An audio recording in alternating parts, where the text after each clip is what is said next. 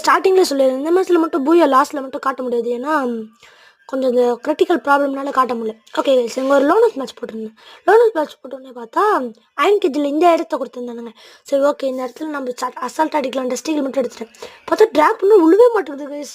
எல்லாருக்குமே ட்ராக் பண்ணுறான், மண்டையை காட்டுறான், அவ்வளோ மாட்டேங்குது, மண்டையை காட்டுற அவ்வளோ மாட்டேங்குது. சரி போனோம், சைடில் போய்ட்டு அவனுக்கு ட்ராக் பண்ணாலும் 30 தான் போச்சு. இங்கே ஒருத்தனுக்கு ட்ராகே பண்ண முடியல.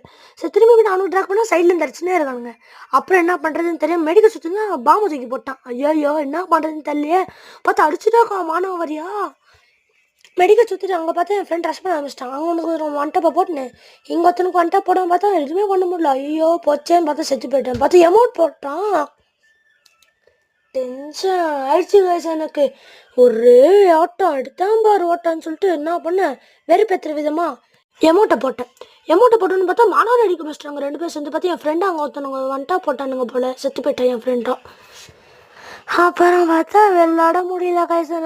இந்த ரவுண்டை மட்டும் நான் தோத்துட்டேன். 2 பேரும் சைடில் ஒருத்தன் ரஷ் பண்ணுறான், மேலே ஒருத்தன் ரஷ் பண்ணுறான், கீழே ஒருத்தன் ரஷ் பண்ணுறான். அப்படி எப்படியோ பண்ணி தோற்று போயிட்டேன்.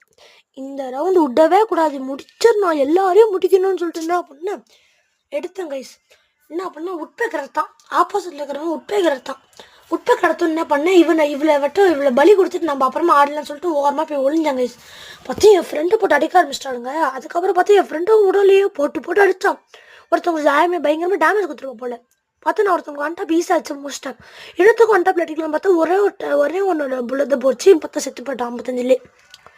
அப்புறம் இன்னொரு ரவுண்டு என்னாச்சுன்னா போனோம்.